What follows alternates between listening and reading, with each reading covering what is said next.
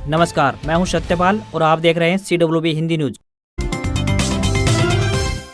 शक संवत 1945, विक्रम संवत 2080 आज आश्विन मास के शुक्ल पक्ष की पंचमी तिथि और दिन गुरुवार है। तदनुसार अंग्रेजी तारीख 19 अक्टूबर सन 2023। आज यानी 19 अक्टूबर को नवरात्र का 5वां दिन है। शारदीय नवरात्र के पंचमी तिथि को मां दुर्गा के 5वें स्वरूप यानी स्कंद माता की पूजा का विधान है। आइए सबसे पहले बढ़ते हैं दिन भर की सुर्खियों की तरफ। Faridabad course job update. जिला न्यायालय फरीदाबाद में आई भर्ती, 10वीं पास कर सकते हैं आवेदन। हरियाणा के इन स्कूलों में शनिवार की छुट्टी घोषित। ग्रुप डी की परीक्षा के चलते लिया ये फैसला। त्योहारी सीजन पर किसानों को मिली बड़ी खुशखबरी। गेहूं, सरसों समेत इन फसलों की MSP में बढ़ोतरी की गई। बताएंगे पूरी अपडेट। आज से शुरू होगी शिक्षा बोर्ड की सेकेंडरी और सीनियर सेकेंडरी पूरक परीक्षाएं। ये रहेगा शेड्यूल। हरियाणा में हर साल बढ़ेगा कच्चे कर्मचारियों का वेतन। मुख्य सचिव संजीव कौशल ने जारी किए नए आदेश। परीक्षार्थी मनचाहे जिले में दे सकेगा एस्टेट की परीक्षा। 2 और 3 दिसंबर को 3 सत्र में होगी परीक्षा। नारनौल में फूड डिपार्टमेंट की रेड। 2 जगहों से दही व पनीर के सैंपल लिए गए। ओल्डराव होटल अटेली के सैंपल फेल, केस दर्ज। हरियाणा में 5 लाख रुपए तक फ्री इलाज का दायरा बढ़ा। पैनल में 408 गवर्नमेंट हॉस्पिटल जोड़े। इनमें PHC के साथ डिलीवरी हट भी शामिल। CET परीक्षा के लिए जींद से स्पेशल बसें चलेंगी। रोडवेज ने टाइम टेबल जारी किया। सुबह 4 बजे से चलने लगेंगी। फ्री होगा सफर। नो हिंसा में हरियाणा पुलिस को बड़ा झटका। कांग्रेस MLA मामून खान को रेगुलर जमानत मिली। SIT मोबाइल व लैपटॉप से सबूत नहीं जुटा सकी।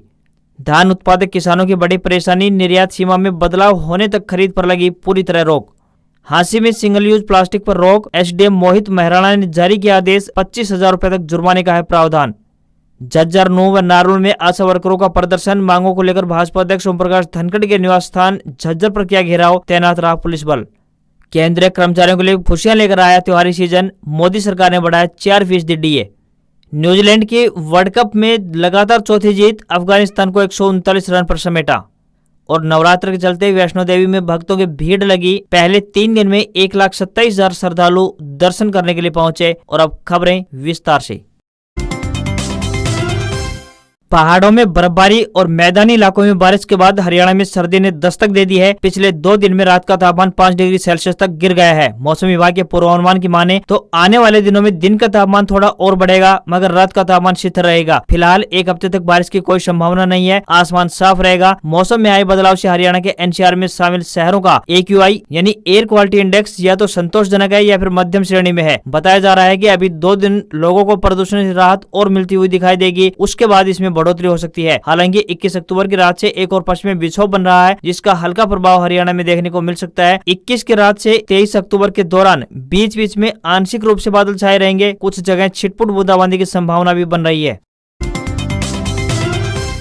हरियाणा कर्मचारी चयन आयोग यानी HSSC के द्वारा 21 व 22 अक्टूबर को होने वाली ग्रुप D की परीक्षा को देखते हुए हरियाणा सरकार ने एक बड़ा फैसला लिया है। स्कूल शिक्षा विभाग की ओर से इसको लेकर 17 जिलों के जिला शिक्षा अधिकारियों को आदेश जारी कर दिए हैं। इस आदेश में कहा गया है कि प्रदेश के जिन जिलों में परीक्षा सेंटर स्थापित किए गए हैं, वहाँ पर 21 अक्टूबर को स्कूलों में छुट्टी की गई है। हरियाणा SSC की ओर से सूबे के 17 जिलों में एग्जाम के लिए परीक्षा केंद्र बनाए गए हैं। इनमें पंचकुला, अम्बाला, यमुनानगर, कुरुक्षेत्र, करनाल, पानीपत, सोनीपत, गुरुग्राम, फरीदाबाद, कैथल, हिसार, भिवानी, फतेहाबाद, सिरसा, पलवल, महेंद्रगढ़ और रेवाड़ी जिले शामिल है। वहीं 2 दिन तक आयोजित होने वाली इस परीक्षा को देखते हुए हरियाणा सरकार ने परीक्षार्थियों के लिए रोडवेज बसों में फ्री बस यात्रा की सुविधा भी उपलब्ध करवाने का फैसला लिया है। परीक्षार्थी अपना एडमिट कार्ड दिखाकर इस सुविधा का लाभ उठा सकते हैं। इस बार महिला परीक्षार्थियों के साथ एक सहायक को भी बस में फ्री में सफर करने की सुविधा का लाभ दिया जाएगा। जिला न्यायालय फरीदाबाद में अनेक पदों पर भर्ती के लिए आवेदन मांगे गए हैं। यह भर्तियां कॉन्ट्रैक्ट आधार पर की जाएंगी। पुरुष या फिर महिला जो भी उम्मीदवार इच्छुक है वह अपने आवेदन भारतीय डाक के माध्यम से भेज सकता है। आपको बता दें कि लिफ्ट ऑपरेटर और जनरेटर ऑपरेटर के लिए भर्ती संविदा आधार पर 29 फरवरी साल 2024 तक की जाएगी। आवेदन करने की अंतिम तारीख की बात करें तो 23 अक्टूबर 2023 है। लिफ्ट ऑपरेटर के लिए उम्मीदवार हिंदी या फिर संस्कृत विषय से 10वीं पास होनी चाहिए तथा उन्हें 5 साल का कार्य अनुभव भी होना चाहिए। वहीं जनरेटर ऑपरेटर के लिए उम्मीदवार हिंदी या संस्कृत विषय से 10वीं पास होनी चाहिए तथा उन्हें 8 साल का कार्य अनुभव होना चाहिए। किसी भी वर्ग के उम्मीदवार को कोई भी आवेदन शुल्क जमा नहीं करना है, यानी ये भर्तियां फ्री हैं। आयु सीमा 18 वर्ष से लेकर 42 वर्ष के बीच होनी चाहिए। इन पदों के लिए आपको ऑफलाइन आवेदन भेजने होंगे।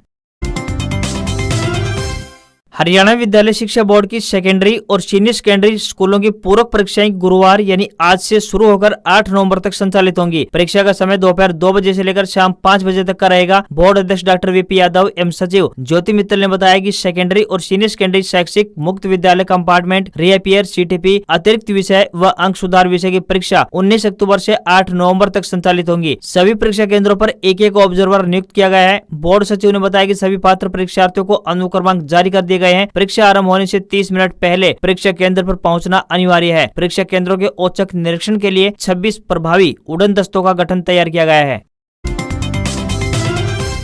हरियाणा के सरकारी विभागों, बोर्ड निगमों, सरकारी कंपनियों और विश्वविद्यालयों में अनुबंध पर काम कर रहे कर्मचारियों का वेतन अब हर साल बढ़ाया जाएगा। हरियाणा कौशल रोजगार निगम लिमिटेड यानी HKRN के माध्यम से लगे कर्मचारियों के वेतन को वार्षिक रूप से संशोधित करने का फैसला लिया गया है। मुख्य सचिव संजीव कौशल ने इस बारे में आदेश जारी कर दिए हैं। साथ ही HKRN के जरिए की जाने वाली भर्तियों के लिए SOP यानी कि एक रिटर्न स्टेटमेंट भी जारी की गई है।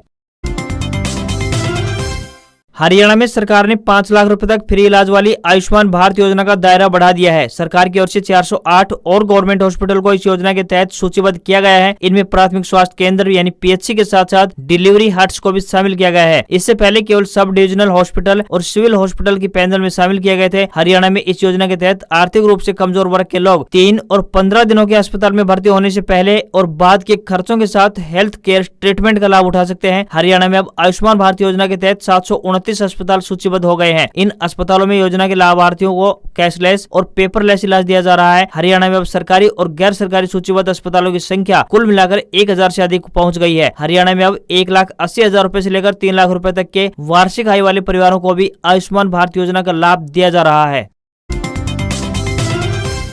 त्योहारी सीजन पर केंद्र की मोदी सरकार ने किसानों को एक बड़ी सौगात दी है। रबी की 6 फसलों गेहूं, जौ, चना, मसूर, सरसों, कुसुम की MSP में बढ़ोतरी कर दी है। 18 अक्टूबर को कैबिनेट मीटिंग में फैसला लिया गया। रबी की प्रमुख फसलें गेहूं, चना, मटर, सरसों और जौ है। न्यूनतम समर्थन मूल्य वो गारंटेड मूल्य है जो किसानों को उनकी फसल पर मिलता है, भले ही फिर बाजार में उस फसल की कीमतें कम ही क्यों न हो। इसके पीछे तर्क यह है कि बाजार में फसलों की कीमतों में होने वाले उतार चढ़ाव का किसानों पर असर न पड़े, उन्हें न्यूनतम कीमत मिलती रहे। केंद्रीय मंत्रिमंडल की बैठक में किसानों को बड़ी राहत देते हुए मोदी सरकार ने रबी सीजन 2023-24 की 6 फसलों के लिए नए न्यूनतम समर्थन मूल्य यानी MSP में बढ़ोतरी करने का निर्णय लिया है। सरकार ने अब रबी सीजन 2023-24 के लिए रबी की प्रमुख फसलों पर पिछले साल की तुलना में तिलहन और सरसों में 200 रुपए प्रति क्विंटल, मसूर पर 425 रुपए प्रति क्विंटल, गेहूं पर 150 रुपए, जौ पर 115 रुपए, चना 105 रुपए और सूरजमुखी पर 150 रुपए प्रति क्विंटल MSP बढ़ा दिया गया है। बात करें कि बढ़े हुए रेट के बाद फसलों के मूल्य क्या होंगे, तो नई MSP की बात करें तो गेहूं का मूल्य अब 2275 रुपए प्रति क्विंटल होगा, जौ का मूल्य 1850 रुपए प्रति क्विंटल, चना 5440 रुपए प्रति क्विंटल, मसूर 6425, सरसों और तिलहन 5650 रुपए प्रति क्विंटल पहुंच गए हैं। तो वहीं कुसुम का रेट 5800 रुपए प्रति क्विंटल होगा।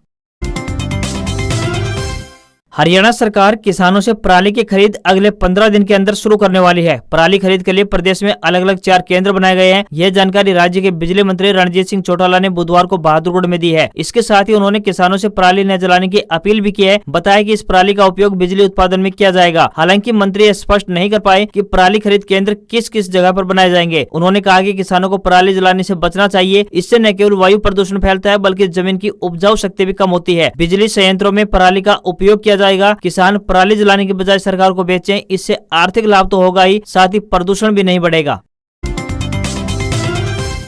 अब हरियाणा अध्यापक पात्रता परीक्षा यानी एस्टेट में पहली बार QR कोड, अल्फान्यूमेरिक और हिडन फीचर का फार्मूला प्रश्न पत्र की सुरक्षा को मजबूत करेगा। इससे पहले हरियाणा विद्यालय शिक्षा बोर्ड 10वीं और 12वीं की परीक्षा में ये फार्मूला इस्तेमाल किया था। इसकी सफलता के बाद अब इसे एस्टेट में भी लागू करने का निर्णय लिया गया है। अब किसी भी जिले का परीक्षार्थी एस्टेट मनचाहे जिले में दे सकेगा। हालांकि एस्टेट गृह जिलों में ही कराई जाएगी, मगर कोई विद्यार्थी गृह जिले को छोड़कर दूसरे जिले में परीक्षा देने का इच्छुक है तो उसे वहाँ से भी परीक्षा दिलाई जाएगी। परीक्षा केंद्र पर प्रश्न पत्र आउट होने की सूरत में बोर्ड मुख्यालय की स्पेशल टीम तुरंत हरकत में आ जाएगी। हरियाणा विद्यालय शिक्षा बोर्ड 2 दिसंबर सुबह लेवल 2 जबकि 3 दिसंबर की सुबह लेवल 3 और शाम को लेवल 1 की परीक्षा कराएगा। इस बार की एस्टेट में करीब 3.5 लाख परीक्षार्थियों के शामिल होने का अनुमान है।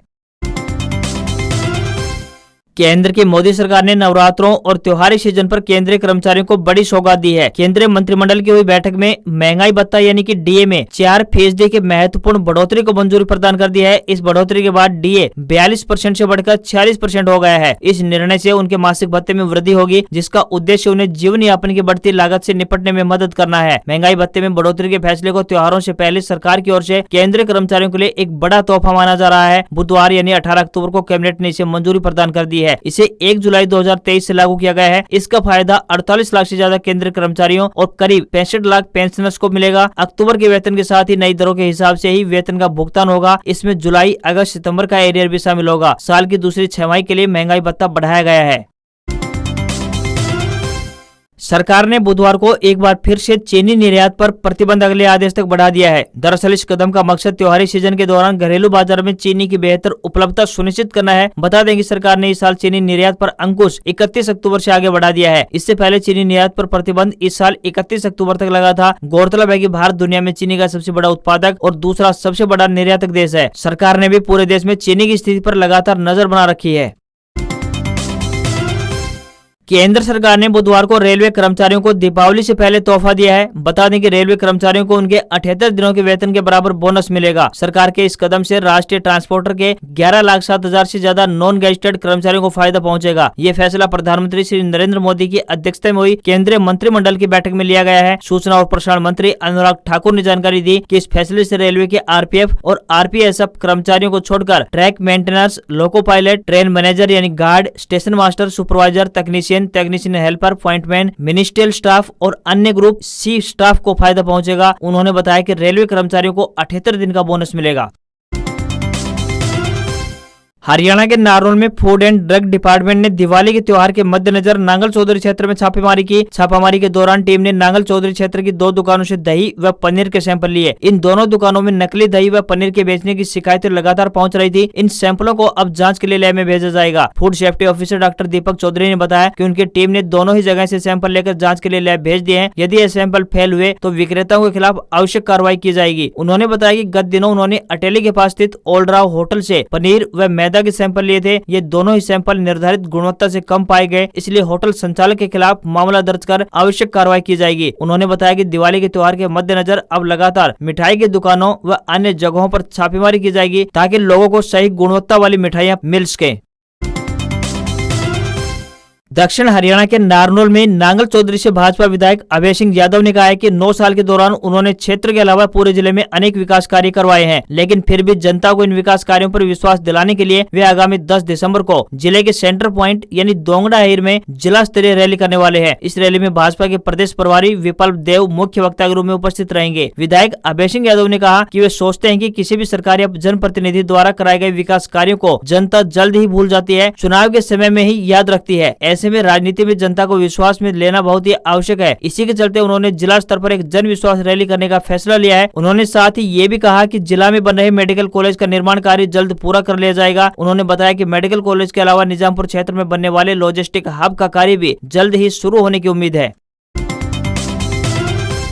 सोना व चांदी के दामों में तेजी देखने को मिली है। भारतीय शराब बाजार में 24 कैरेट सोने के दाम 557 रुपए चढ़कर 59,840 रुपए प्रति 10 ग्राम के स्तर पर पहुंच गए हैं। चांदी में भी 1351 रुपए की बढ़त देखने को मिल रही है और ये 72,197 रुपए प्रति किलोग्राम पर पहुंच गई है। एक्सपर्ट के अनुसार माने तो आने वाले दिनों में सोना व चांदी दोनों की कीमतों में और भी बढ़त देखने को मिल सकती है। घरेलू बाजार में त्योहारों के लिए मांग बढ़ेगी। इसके बाद शादियों का सीजन भी शुरू होने वाला है। ऐसे में डिमांड बढ़ने का असर कीमतों पर होगा। इससे दिवाली तक सोना 60,000 रुपए तो वही चांदी 73,000 रुपए तक जा सकती है। आज खबरों बस इतना ही। देखते रहिए आपका अपना हरियाणा का सबसे बेहतरीन news channel CWB Hindi news. नमस्कार, आपका दिन शुभ रहे।